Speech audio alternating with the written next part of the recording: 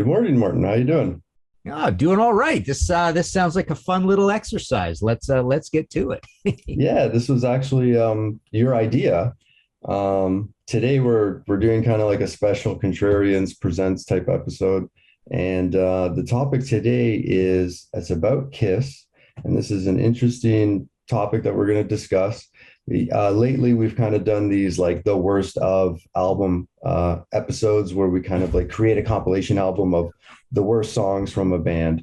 And but we create the label and it looks like a real album and stuff like this. And I think that's part of the reason why Martin came up with this idea. But basically the idea is what if Kiss Alive 3 came out when it was supposed to come out, meaning Kiss Alive 1 came out after the first three studio albums, Kiss Alive 2 came out after the next three. What if Kiss Alive 3 came out after the next three studio albums? So we're including Dynasty, Unmasked, and The Elder. So what if Kiss Alive 3 came out after The Elder? And we're going to create our own Kiss Alive 3 double album, four sides. We are going to include a studio side on this. So that's going to be interesting at the end. But Martin's got side one and three. I've got side two and four, and we'll go back and forth. And Martin, give us your side one. Yeah, so just for a little background first. So the actual Kiss Alive 3 came out way after. It came out after Revenge. So Good point. Yeah. it's way down the road. Here's Kiss Alive. People have heard my story. I'll say it quickly again, but we had a grade 12 dance going at one point. I know, not grade 12, 12 years old. So in 1975, we had a dance going in my basement, and we found these April Wine tour posters and put them all around the side, and we had light organs and all this stuff. Anyways, long story short, Bobby Davidson roars through the door with a copy of Kiss Alive, and we all like dogpile on top of him. The dance was over, turned into a big Kiss Alive listening party. So that was a huge album, and obviously the big album for Kiss. So Kiss loves this idea of the live thing, and it really made their career. Then came Kiss Alive 2, and as Marco said, as this came after three more studio albums. So what we're talking about here is Kiss Alive 3 coming out after Dynasty, which is 79, which goes platinum. We have Unmasked 1980, which goes gold, but just like struggles to gold. And then The Elder was like a big failure. It was a concept album. Bob Ezrin came back. They weren't sure whether they were going to bring Bob back. Apparently, it was kind of a bad druggy time for him at this point. And so he goes full concept. He's just done Pink Floyd, The Wall. All the bad feelings. There were good and bad things about Making Destroyer that had sort of faded, and they thought, well, Destroyer, kind of is our masterpiece so far. We'll bring Bob back, but things didn't work, so that didn't certify. So here they are. Obviously, what they ended up doing is Creatures of the Night, and even that didn't sell that well, even though they went back to being heavy. So what if they had come in and done this live album? And what I like about the idea of the live album is, again, the first two live albums were a big hit. So this kind of helps rehabilitate some of those songs, and it will help bring up the sales of these three albums, and maybe just finally bring The Elder up to gold. I mean, Wiki says that at one point it had been up to 370,000 copies. Take that with a grain of salt. Even take the gold of Unmasked as a grain of salt. There's all this crazy stuff Casablanca would do with returns and things like that. So yeah, they're not in a good place here. They need to do something. And hindsight is 2020, but we know that it didn't quite work with the next album as well. So my side one of Alive 3, I would kick off with The Oath, and this is one suggestion of Marco's. I mean, he said this was a good one, and I totally agreed with him as well. So here we are rehabilitating The Elder with the heaviest song from The Elder, and frankly, this is the heaviest song Kiss had ever done up to this point. It was the most modern and riffy and moving into that new wave of British heavy metal realm. But it's a good, heavy, fast song to kick off this live album and get people's attention. Paul sings this one. Then we're into Hard Times from Dynasty. This is kind of more like a get the party going thing. The first song is heavy and maybe even a little scary, and it's conceptual. But now we're into, Ace is the ultimate party voice. And After this, we move into Two Sides of the Coin from Unmasked. So this is to help rehabilitate, and remind people that Unmasked did have some heavier songs on it. And of course, in the live experience, everything gets heavied up again. This is another one with Ace singing, and I've actually got. Well, okay, so I'll move on. So the fourth song I've got "Save Your Love" from Dynasty, which is also Ace singing, and Ace writing, and this also, the idea here is to remind people that there are, again, just like Unmasked, that there are some heavy songs, some heavy rock and live worthy songs on Dynasty, but a lot of them are really kind of back, put at the end of the album. Side 2 is a heavier side than side 1, but I've got all these Ace songs for a reason, and it's that Kiss at this point. I mean, there was really no help or hope in getting Peter more integrated into the band. But Ace, they always kind of thought, how can we make Ace stay? Gene and Paul always talk about, we were constantly accommodating to make sure that the band stayed intact. And so this, to me, is almost like a ploy by Gene and Paul, or an olive branch extended to Ace, to keep him in the band, keep him happy. So there's a lot of Ace stuff on here, and not knowing Marco's tracks, I mean, he's got some Ace as well, and I've got some Ace later. I think we went a little heavy on the Ace, but this, if anything can keep Ace happy and in the band and feeling part of the whole thing, it's having all these songs that he sings and he writes on this. So I end side 1 with "Is That You" from Unmasked. It's the opener of the album, so it's already got some recognition. It's heavy enough. It's got some good swagger to it. This is Paul singing. So I think what we have here is a side 1 that, even though some of these songs aren't crazy super heavy, I think the whole aliveness thing will bring it up to snuff. And we've got just a good, solid, conceptual side 1 to kick off this Imagined Alive 3. So without further ado, I'll turn it over to Marco for side 2. Great. Side 1, side 2, we're going to continue with the Ace theme. Now, I think that's important because at this point in the band, if Kiss had continued on through the 80s, I see Ace taking on more a main role, because if you look at where they were going with Dynasty and Unmasked, Ace was kind of starting to get way more tracks on albums than he used to. I mean, on Love Gun, he had 1 track, Shock Me. After the solo albums came out and his solo album was such a huge success, they really started giving him the spotlight. I think Gene only had 2 songs on Dynasty, and Ace had 3, and then Ace had another 3 on Unmasked.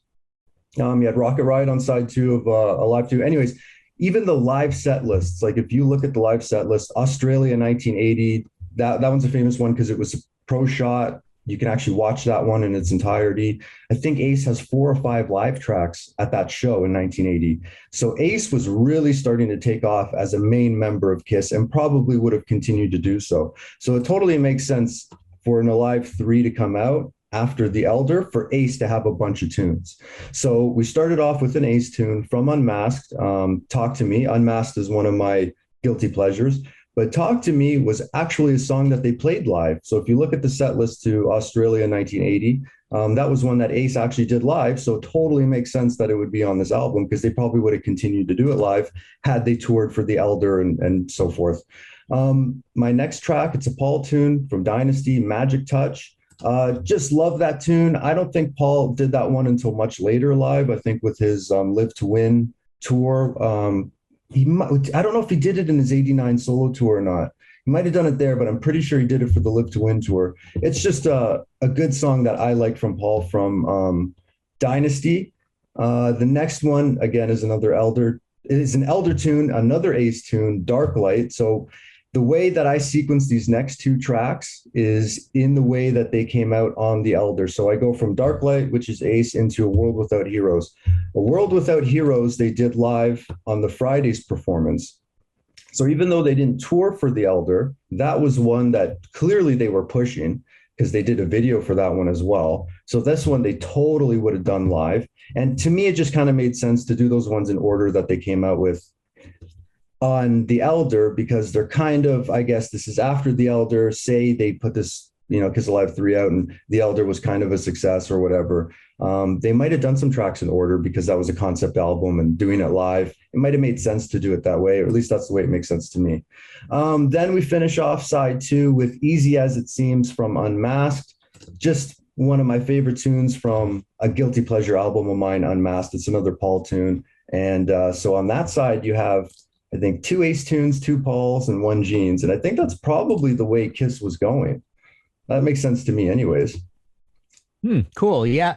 I think Dark Light is probably my favorite song from these 3 albums, these Wilderness Years albums. I just really love the riff on that and how it kind of resolves and moves around. That's pretty cool. I kind of disagree with a World Without Heroes. I've never liked that song very much. It's sort of a downer, but you need some dynamics on here as well. And you're right, it was the song they were pushing at the time. So possibly this is something that's going to get them a little attention. I love Magic Touch as well. So yeah, it's pretty cool. I mean, when we've got 2 more Ace, so we're now up to 5 Ace at this point, which is pretty crazy. So, okay, so moving into side 3, I'm going to kick off with All American Man from Alive 2. So Alive 2, it was a studio song. So we're including these as being, qualifying for this. And so I always thought it would be kind of cool to hear a live version of this. Now, ostensibly, those songs were even recorded, quote unquote, live in a theater without a crowd. And then they did a lot of work on them. I mean, growing up as a kid, I just thought they were studio songs, period. I mean, to me, they sound like it. And it's pretty tame, actually, on the studio version. So it'd be cool to hear this anthemic song sung by Paul, pretty heavy song in a completely live setting. And again, do the standard Kiss thing, possibly have, crowd roaring away at the beginning and the crowd stays in throughout the songs. You hear all these stories about mixing in crowds from different concerts and all this. But yeah, I thought that would be pretty cool. And I thought it'd be cool to theme a second track. Now we're keeping Gene and Paul happy. So we've got a Gene track, Radioactive. And again, I think what you have here is this was a pretty big song for Gene, and then it kind of helps the whole there was the solo album situation, and I would say the second biggest song from the solo albums was Radioactive after New York Groove from Aces. And so, they say Gene's album sold pretty well. And this is a kind of a cool thing to help promote the solo albums as well. And it sounds like a rock and roll over Love Gun type song. It just feels like it fits in with reminding us of this golden period of Kiss. Next, we move into Rocket Ride, another Ace tune, but this is an epic classic Kiss song. It's a big, huge, heavy song, really cool riff. I think all fans would appreciate this song being brought forward and put on a live album because it was on the studio side, right in the middle of the studio side, I believe, of Alive 2. And then we move into I from The Elder, and this was another suggestion from Marco. This is a great, it's got a big kind of swelling, inclusive party rock and roll all night sort of chorus to it. So it's a good anthemic, we're getting towards the end of the live situation here. And again, it might remind people that there are some a little more warm and fuzzy songs on The Elder. And this is one of them. It's kind of got this big kind of flouncing around, floundering shuffle beat to it as well. It's kind of interesting. So yeah, that's a cool one to have there. And then I think you have to close with I Was Made for Loving You from Dynasty, because this is like their Village People YMCA. It's the big song. It's the reason Dynasty went platinum. And then, as we were saying, Unmasked only went gold, and then Elder didn't certify at all. And I think, you could possibly have kind of a heavier range. It's kind of a pretty heavy song anyways. It's got a kind of a hard rock or a heavy metal chord sequence to it anyways. so it's a disco song, but it's a guitar-y disco song. And here in the live situation, they could possibly make it even heavier again and put the crowd in and all that thing. So this is the big crowd celebration thing to end off. It's ostensibly our encore track. Possibly they could end the concert with and then come back with an encore of this and even structure it on the live album that way. So you've got a last song in and then you've got, they're coming back on stage, and it's I Was Made for Loving You. So there you go. There's my side 3. Very cool. So I'm going to jump over to my side 4. So we kind of mimicked Kiss Alive 2 with our idea for the fourth side, which is we decided to go with another studio side for Alive 3. With being the fourth side. Alive 2's, their studio side was the side 4, and they had Rocket Ride and things like All American Man was on that one. So we kind of mimicked that, but what we did was we were kind of looking at maybe some unreleased songs or songs that were released in a limited capacity. One song in particular was released, but it was on the Killers compilation that I picked. But I tried to go with mimicking the Kiss Alive 2 side 4, but also with what I had mentioned earlier about Ace kind of becoming more of a main member of the band in terms of like taking over vocal performances on songs. So I've got 2 Pauls, 2 Aces, and 1 Gene's. Some of these are demos, some of these are actually released. But my side 4 starts with Deadly Weapons, which was a Paul tune, and it was an Elder demo. So that kind of has a really cool guitar riff to start off the song. So that's why I always think stuff like that is cool to start a side off with. So that's really the main reason I picked that, and it's from the Elder era. So it might have been a studio song that they might have finished and completed for this studio version. If they were looking to the well for, okay, what can we put on this side 4? They might have gone and taken demos previously that they had done. My next tune is Much Too Soon, which was a Gene demo from the Love Gun era. Now, why did I pick that one? I mean, like there's other Gene demos throughout the 70s. I just think that one could have been retooled and put on a Dynasty or Unmasked. So to me, it kind of seems to fit if they were going in that direction. Now, it might not have worked on The Elder, but it could have worked on those two. So it kind of makes sense that if side 3 or side 4 of Kiss Alive 3 was a studio side, but they weren't doing the concept stuff they were doing on Elder, they might have been picking songs that could have worked for Dynasty Unmasked type era. My next tune on the list is Nowhere to Run. So that actually came from Killers, which came out after The Elder. And that was, they had 4 new tracks that they put on this compilation album, came out before Creatures. Out of the 4 tracks, it's probably my favorite. It's another Paul tune. It's a great tune. There's a couple of other tracks that I liked from Killers, but I picked that one because it is my favorite. Partners in Crime is pretty good, but I picked I picked that tune, Nowhere to Run, just because it probably is my favorite of those ones. And it kind of makes sense because if they were working on Killers at this time and doing new studio songs for Killers, then it might have ended up on the studio side of Kiss Alive 3. If they had put it out at that time. The next track is Heaven, which is the Eric Carr and Ace Frehley song that was not completed. So that was just an instrumental. So on the studio side, maybe they completed it and put vocals on it. So that would have been a cool tune. They were obviously working on it at that time. So it easily could have fit onto the studio side of Kiss Alive 3. And then to end the side off with would be All for Nothing, which was an Ace demo. So that came from his solo album. And that would have been a cool tune. There is a version on YouTube that's just an instrumental, but I found a really, really rough version that has vocals. So in my opinion, it would have been finished with vocals. So there you have a cool, maybe an instrumental with Heaven, but they could have finished it with vocals. But you got 2 Ace tunes, 2 Paul tunes, a Gene tune, and it kind of mimics where Kiss were going. I wanted to bring up one other thing. If this was a real Kiss Alive 3, I think there was one track that we missed. Just looking at the track listing, Shandy would have definitely been on a Kiss Alive 3 if it came out at that time, because that was an international hit. And I think that would have made it, because they were also doing that one live. So that makes sense to me if they had Shandy somewhere in the live set list. Also, where do you think that this album would have been recorded? Yeah, pretty interesting. You might do it at Madison Square Garden just to say, we are a huge band, we are a New York band, and maybe your side could all be recorded at, it was Tower Theater, right? In Passaic, New Jersey, that they did um the studio side of Alive 2, I believe. I Oh, think I'm it not. is. Yeah, I'm not sure. Yeah, I think it is. So maybe they could go back there to record all these songs again, and then I think they moved to the record plant, and yeah, Eddie Kramer could be producing this just like the last two. But Eddie Kramer was there for that, the real work that went on the studio side of Alive 2, anyways, as well. And then Heaven became breakout on Freely's Comet first album, right? I mean, that's Yeah, a song and then that it was also became Car Jam on Revenge. right, yeah.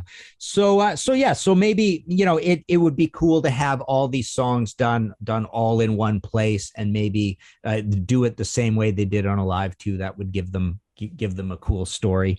Um, Yes. See, I was thinking that Kiss Alive 3, if they put it out at that time, might have been recorded internationally because they had hits with Dynasty Good and point. Unmasked that were Yeah, international.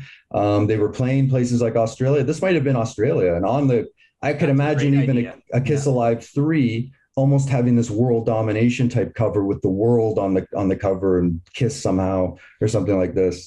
That's a great idea. Yeah, because you're right, because they were having more international success with these albums. And a lot of those Dynasty and Unmasked songs would go over very well overseas because they were Yeah, hits overseas. yeah, yeah. But Australia would be cool. Japan, maybe. yeah, absolutely, just a fun little Yeah. sidebar. We And we this do. is still the more or less the golden era of these live albums doing well. Forget about just being Kiss, but I mean, you're now up into you'd be getting in before Black Sabbath, Live Evil, and Ozzy Speak at the Devil. You're in that sort of range. We put this out in 1982. You're in that range with Blue Oyster Cult, Extraterrestrial Live, and Rush, Exit Stage Left. It'd probably go gold for them pretty easily, and maybe even platinum, but gold would be no problem at all because you count both vinyls. You count double, so you'd only have to get to 250,000 copies of this to be a gold record. And Kiss is so good with their publicity, they'd say, "Hey, we got a gold record again. We're back getting certified," and you can have pictures of them, getting their gold records and all that. So I think it would be a great success, and obviously, Creatures was a great album, but like I say, hindsight's 2020. We know it didn't exactly work immediately. It worked for Lick It Up. They never got huge again, but they packed a lunch and went to work all through the 80s and had their golds and platinums and you know live tours that sort of broke even or made a little bit, and they were big and they poured a lot of money into them. So they never got to be this massive, massive, massive band all through the 80s. But I think this would have been a great idea to jumpstart things and remind people, and then, like I say, lift up the sales of those previous three albums. Yeah, I think actually you brought up a really good idea, and I'm trying to think like why they didn't consider doing a Kiss Alive 3 at any point in the 80s, just because those first two were such a huge success and Kiss was a live band and all of that stuff. It just seems to me that Kiss would have tried to recapture that and put something out that they almost would have had a guarantee this is going to be successful. Because it's, even though maybe our popularity's waned a bit, everybody remembers the live experience, and a Kiss Alive 3. I know they did it in the early 90s, but yeah, that's a really good idea. We did have the patrons vote. So Okay. we kind of kept this idea a secret. So we kind of just asked them, what are your favorite songs from this era? And we kind of put up a bunch of songs. So we did put up the track listing, but they didn't know this was for a fake Kiss Alive 3.